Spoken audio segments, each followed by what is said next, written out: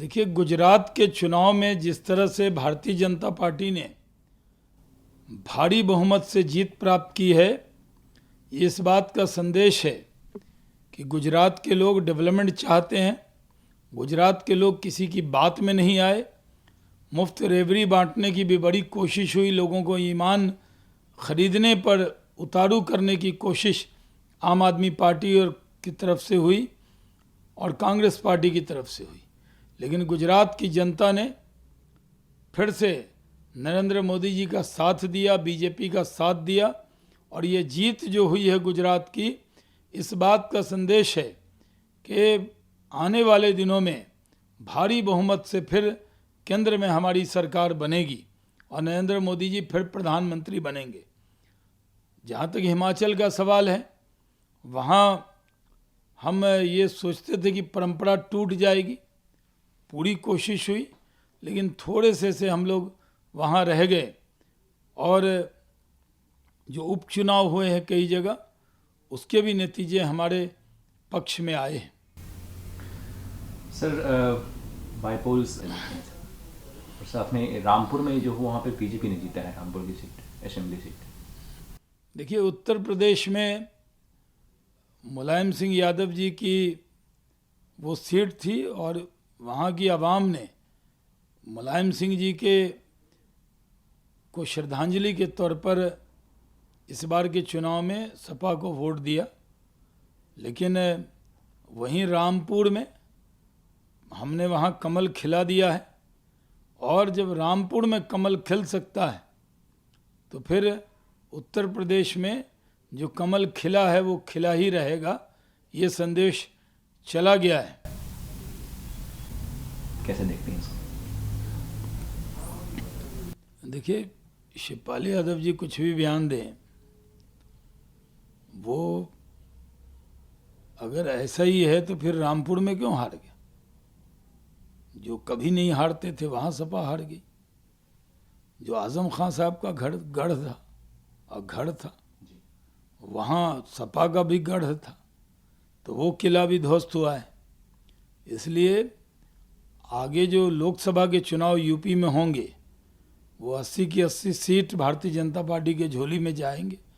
अभी जो डिम्पल यादव जीती हैं वो इसलिए कि वहाँ पर मुलायम सिंह जी को लोगों ने उनके देहांत के बाद उनके परिवार में ये वोट देकर एक तरह से श्रद्धांजलि दी है मुलायम सिंह जी को।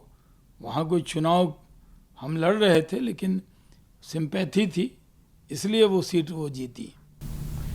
छत्तीसगढ़ के सीएम जो, देखिए, हिमाचल में हम लोग चुनाव नहीं जीते और कांग्रेसियों को अपने वर्कर पर, अपने विधायक पर ही भरोसा नहीं है। देश की जनता को कांग्रेस पर भरोसा नहीं और कांग्रेस को अपने विधायक और जनता पर भरोसा नहीं।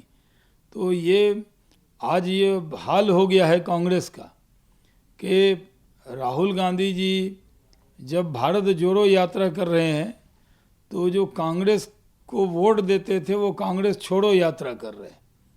तो एक तरफ भारत जोड़ो यात्रा चालू है और दूसरी तरफ जनता की जो चुनावी जो माहौल है उसमें कांग्रेस छोड़ो यात्रा शुरू है। इसलिए तो कांग्रेस पार्टी जो पिछली बार 77 जीती थी, वो सबसे न्यूनतम सीट पर चली गई। सारे रिकॉर्ड न्यूनतम का लगता है कांग्रेस ही बनाने वाली। दिल्ली में 0 पे आउट हुई थी, यूपी में 0 हो गई, बंगाल में 0 हो गई, गुजरात में भी 0 ही हो गई कांग्रेस। जो 17 लोग कांग्रेस के जो बढ़त दिख रही है या जो विधायक बन रहे हैं, वो सब कांग्रेस के नाम पे नहीं बन रहे हैं, वो अपनी शख्सियत से जीत रहे हैं। लेकिन ये संदेश चला गया है कि जो गुजरात को गाली देगा, जो गुजरातियों के खिलाफ होगा, उसको गुजरात की जनता कभी साथ नहीं देने वाली। इसलिए कांग्रेस का ये हाल हुआ, आम आदमी पार्टी का ये हाल गुजरात में हुआ है। कितनी आम आदमी पार्टी के नेता कितनी बड़ी बड़ी बात कर रहे थे गुजरात में जाकर। 3 नंबर की पार्टी वहाँ बन गए, कह रहे थे कि सरकार बनाएंगे, एक से एक बात समझा रहे थे कि जी आईबी की रिपोर्ट आई है, तो क्या क्या कह रहे थे।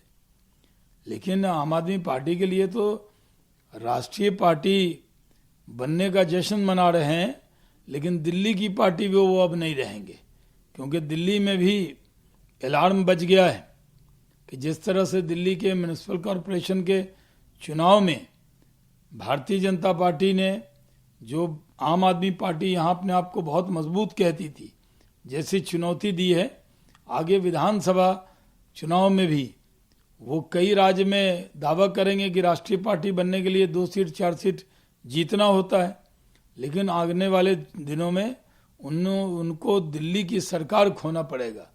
दिल्ली में जो माहौल आम आदमी पार्टी का है, उसको उनके विधायक भी देख रहे हैं कि आम आदमी पार्टी अब डूबता हुआ जहाज हो गया है कांग्रेस की तरह।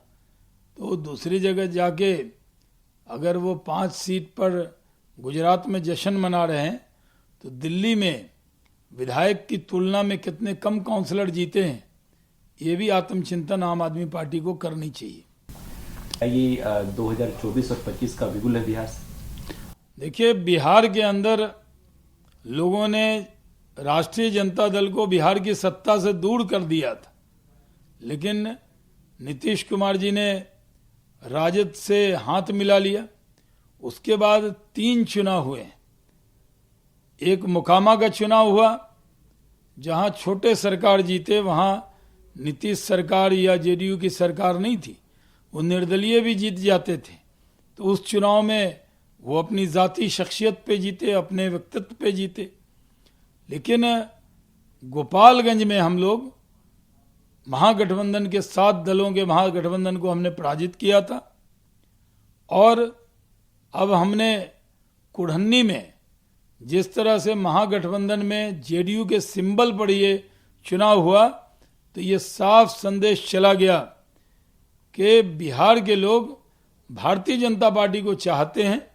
जेडीयू की हार हुई, ये हार महागठबंधन की हार हुई, और ये जीत भारतीय जनता पार्टी की नहीं है, ये बिहार की जनता की जीत है।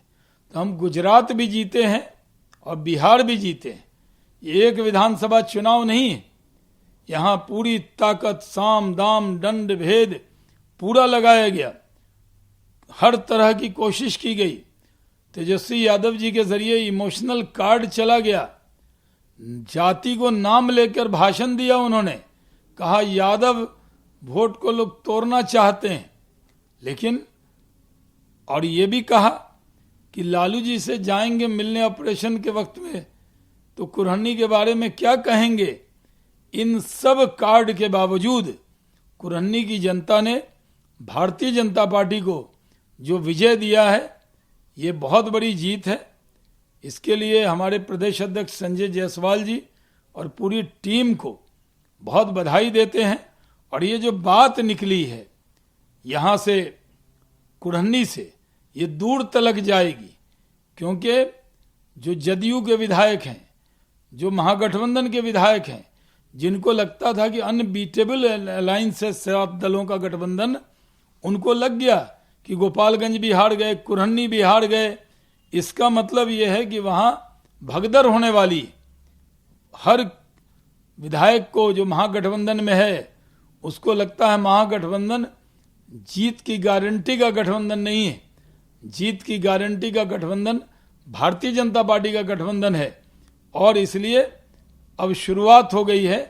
इसका बहुत बड़ा संदेश बिहार में गया है। पूरे बिहार में जश्न का माहौल है, पूरे बिहार के अंदर होली मनाई जा रही है। ठंड में भी लोग होली खेल रहे हैं, क्योंकि भारतीय जनता पार्टी ने कुढ़न्नी का चुनाव जीतकर एक नया संदेश, नया बिहार भारतीय जनता पार्टी के नेतृत्व में बनाने का निर्णय दे दिया है। और ये संदेश चला गया है कि लोकसभा के चुनाव में भी हम 40 की 40 लोकसभा सीट जीतकर नरेंद्र मोदी जी के झोली में रखेंगे।